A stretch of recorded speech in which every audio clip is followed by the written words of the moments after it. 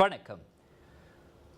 லுமூட்டில் 2 ஹெலிகாப்டர்கள் நேற்று வானில் மோதி விபத்துக்குள்ளான சம்பவத்தில் உயிரிழந்த 10 பேரின் குடும்பங்களுக்கு தொடக்க கட்ட உதவியாக 10,000 ரிங்கிட் வழங்குவதற்கு அரசாங்கம் இணக்கம் தெரிவித்துள்ளது.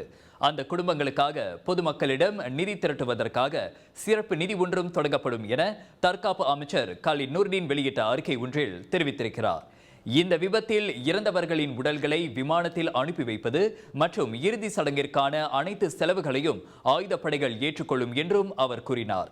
அடுத்த 2 வாரங்களுக்குள் முதல் கட்ட அறிக்கையையும் அதனை தொடர்ந்து 1 மாதத்திற்குள் முழு அறிக்கையையும் வெளியிடும்படி விசாரணை குழுவுக்கு பணிக்கப்பட்டுள்ளதாக காலித் தெரிவித்தார்.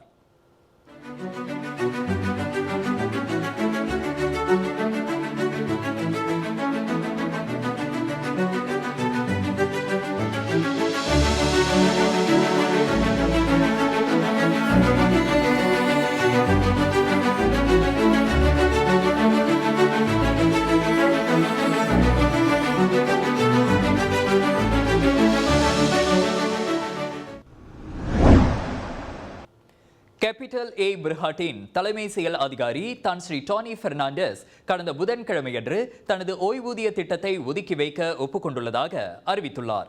பட்ஜெட் விமான குழுவான ஏர் ஏசியாவின் நிறுவனத்தின் தலைமை நிர்வாகியாக தொடர தனது புதிய 5 ஆண்டு கால ஒப்பந்தத்தில் கையெழுத்திட்டுள்ளதாகவும் அவர் கூறினார். முன்னதாக ஓய்வு பெற விரும்புவதாக ஜனவரி மாதத்தில் அறிவித்த பெர்னாண்டஸ் தற்போது நிறுவனத்தில் தொடர்ந்து இருக்குமாறு கேட்டுக்கொண்டதை தொடர்ந்து தனது ஒப்பந்தத்தை புதுப்பிக்க முடிவு செய்துள்ளதாக அவர் தெரிவித்துள்ளார். 2001ஆம் ஆண்டு முதல் ஏர் ஏசியா நிறுவனத்திற்கு தலைமை தாங்கிய பெர்னாண்டஸ் அவரது வணிக பங்குதாரரான கமருடின் மெரனுடன் இணைந்து ஏர் ஏசியாவை மலேசிய அரசாங்கத்திடம் இருந்து 1 ரிங்கேட், அதாவது அந்த நேரத்தில் $0.3 அமெரிக்க டாலர்களுக்கு கைப்பற்றினார். 2 விமானங்களுடன் தொடங்கிய ஏர் ஏசியா தற்போது தென்கிழக்கு ஆசியா மற்றும் சீனா உள்ளிட்ட நாடுகளுக்கு சேவை செய்யும் சுமார் 200 விமானங்களை கொண்ட ஆசியாவின் மிகப்பெரிய விமான நிறுவனங்களில் ஒன்றாக வளர்ந்துள்ளது குறிப்பிடத்தக்கது. சுவாச பிரச்சனை, சளி, இருமலுக்கு உகந்த தீர்வு சைலஜா பேபி ஹெர்பல் கிரீம். துளசி, கரிஞ்சீரகம், கிராம்பு போன்ற மூலிகைகளால் கொண்டு தயாரிக்கப்பட்டுள்ள சைலஜா பேபி ஹெர்பல் கிரீம் உங்கள் குழந்தைக்கு சிறந்த தேர்வு. இந்தியர்களின் பிரச்சனைகள் தீர்க்கப்படுவது அவசியம். அதற்கு நமது ஆதரவில் வெற்றி பெறுகின்ற பிரதிநிதி அரசாங்கத்தில் இருக்க வேண்டும். இந்த அடிப்படையில் குவாலாலும்பூரில் இருக்கின்ற 7,000க்கும் மேற்பட்ட இந்திய வாக்காளர்கள் வரவிருக்கும் இடைத்தேர்தலில் ஒற்றுமை அரசாங்க வேட்பாளருக்கு ஆதரவளிக்க வேண்டும் என கேட்டுக்கொண்டார் மஇகவின் தேசிய தலைவர் தான் ஸ்ரீ விக்னேஸ்வரன். கட்சியின் நடவடிக்கை அறையை குவாலாலும்பூரில் இன்று திறந்து வைத்து அங்கிருந்த வாக்காளர்களிடம் அவர் பேசினார்.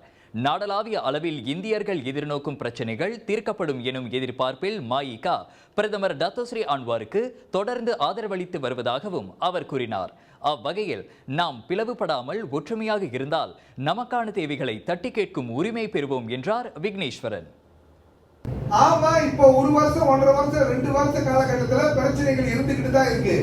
அந்த பிரச்சனை தீர்வு காணணும்னா இந்திய சமுதாயம் உருவிட்டு குரல்ல ஒரு குடைக்கல்ல இருந்து வேலை செய்ய முடியலனா கூட ஒன்னா இருந்து வேலை செய்யக்கூடிய ஒரு சூழ்நிலையை உருவாக்கணும். ஆமாவா இல்லையா?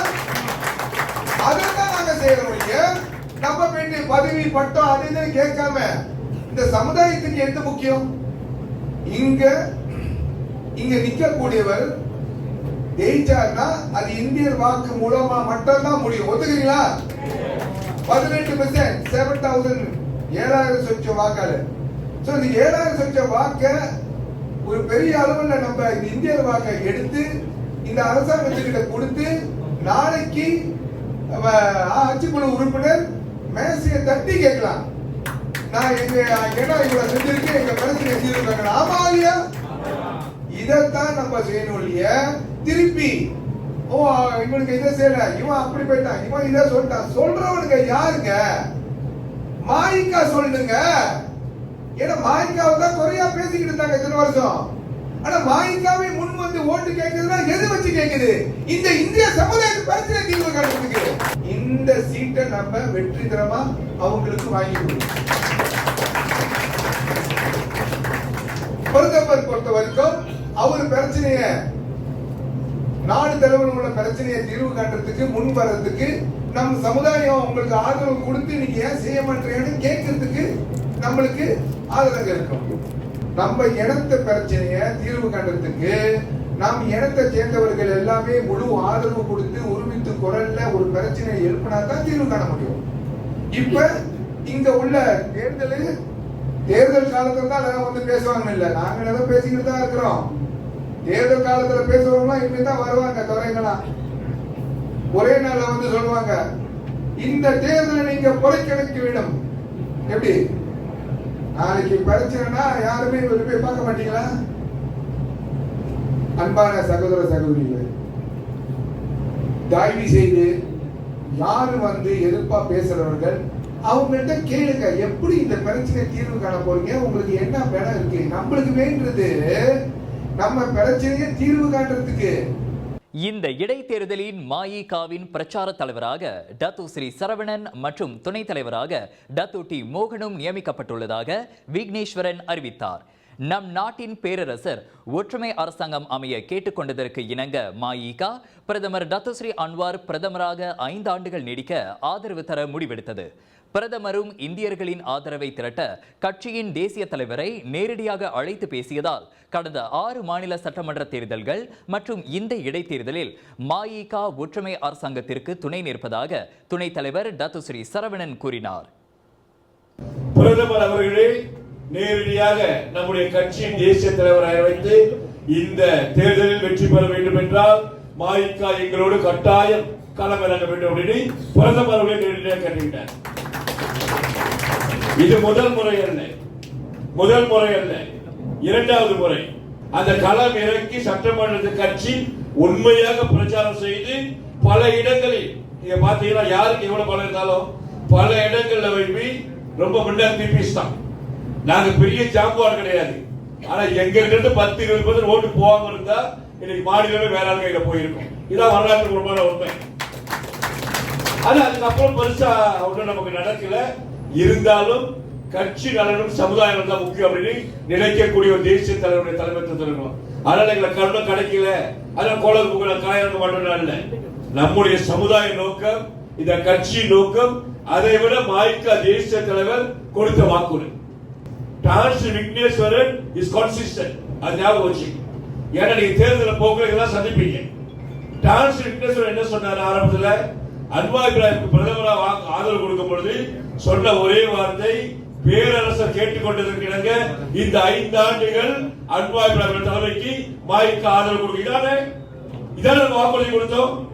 அப்ப இதுக்கு இடையில வர தேர்தல் ஆதரிக்க மாட்டோம்னு சொல்ல முடியுமா?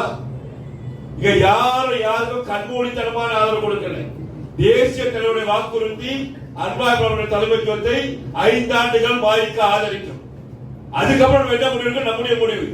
ஆனால் கொடுத்த வாக்குறுதி காப்பாற்றப்பட வேண்டும் என்பதற்காக தேசிய தலைவர் அவர்கள் ஒவ்வொரு தேர்தலிலும் பிரதமருடைய வேண்டுகோளுக்கு இணங்க களமிறங்க.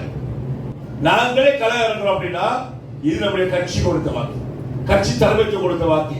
இங்க இல்ல, பேரரசர் 5 ஆண்டுகள் இந்த ஆட்சிக்கு நாங்கள் ஆதரவு தருகின்றோம். அதனால இந்த களம் ரொம்ப முக்கியமான களம். இந்த தொகுதியை பொறுத்தவரை நமக்கு பழக்கமான தொகுதி. பல ஆண்டுகள் தொடர்ந்து நாடாளுமன்றத்தை நாம் தக்க வைக்க தொகுதி. 2010 இதே மாதிரி இடைத்தேர்தலில் வெற்றி வாகைக்கூடிய தொகுதி. இன்றைய மஇக நடவடிக்கை அறை திறப்பு விழாவிற்கு ஸ்லாங்கூர் ஆட்சிக்குழு உறுப்பினர் பப்பராய்டு, கில்லான் நாடாளுமன்ற உறுப்பினர் கணபதி ராவ், பரிசா நேஷனல் தலைவர்கள், மஇக கிளை உறுப்பினர்கள் என ஏறக்குறைய 200க்கும் மேற்பட்டோர் கலந்து கொண்டனர்.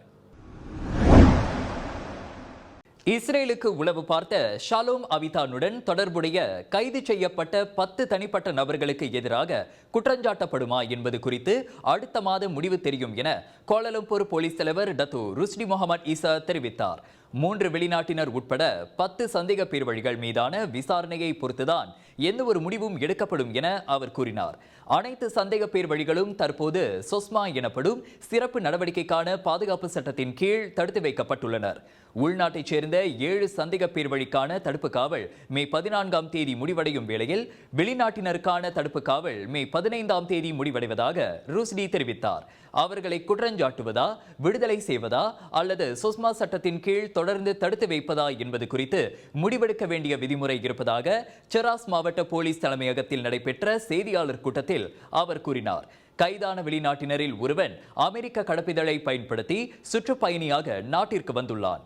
நாங்கள் இது குறித்து தொடர்ந்து விசாரணை நடத்தி வருகிறோம். இஸ்ரேல் சந்தேக பேர்வழியுடன் தொடர்புள்ள 18 பேர் கைது செய்யப்பட்டனர்.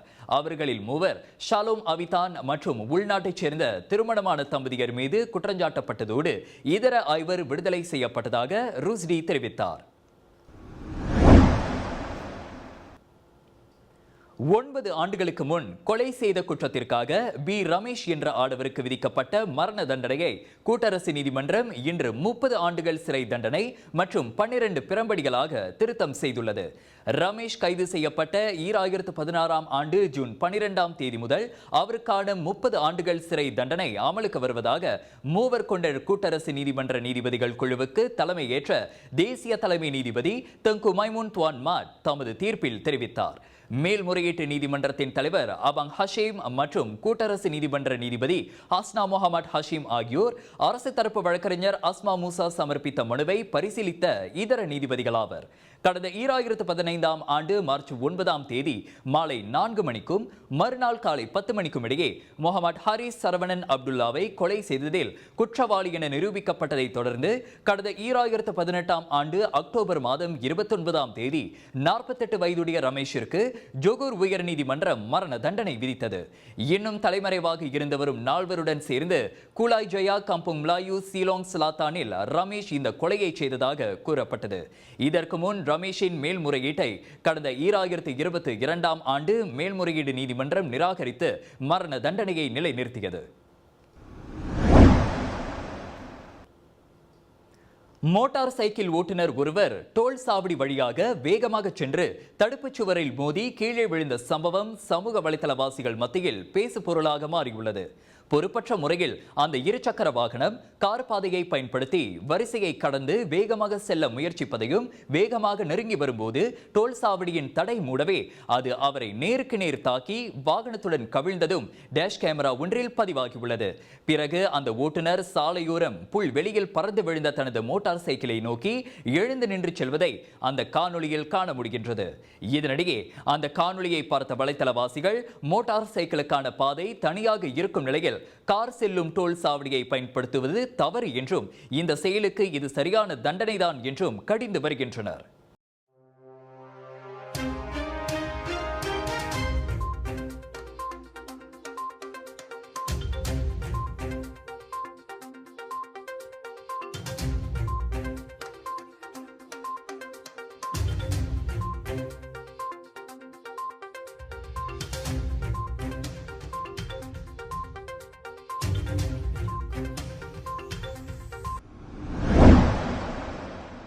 காசா மீதான இஸ்ரேல் போரை வாஷிங்டன் ஆதரிப்பதால் அமெரிக்கா நிறுவனங்களுக்கு எதிராக மேற்கொள்ளப்பட்ட ஆக கடைசி நடவடிக்கையாக கெடா சுங்கைப்புத்தானியில் உள்ள மெக்டொனால்ட்ஸ் விளம்பர பலகை சேதப்படுத்தப்பட்டுள்ளது.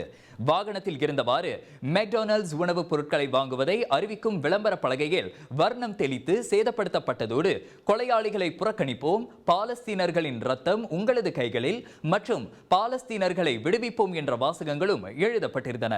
குற்றவாளி என நிரூபிக்கப்பட்டால் 1 ஆண்டு முதல் 5 ஆண்டுகள் வரை சிறை, அபராதம் அல்லது அவை இரண்டும் விதிக்கப்படும் உள்நோக்கத்தோடு சேதப்படுத்தியது தொடர்பில் குற்றவியல் சட்டத்தின் 427வது விதியின் கீழ் விசாரணை நடத்தப்பட்டு வருவதாக குவாலாமுடா போலீஸ் தலைவர் அசருடின் இஸ்மாயில் தெரிவித்தார்.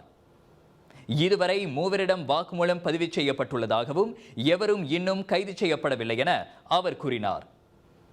மேலும் பல ஆன்மீக செய்திகளுக்கு வணக்கம் மலேசியாவுடன் இணைந்திருங்கள். எங்கும் எப்போதும் வணக்கம் மலேசியா. நான் மகேந்திரன் அறிவொளி.